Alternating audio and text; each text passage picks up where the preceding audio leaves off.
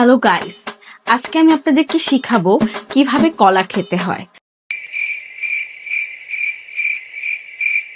So ফার্স্টে আমরা এরকম একটা ঝাঁক থেকে কলাটা নিব।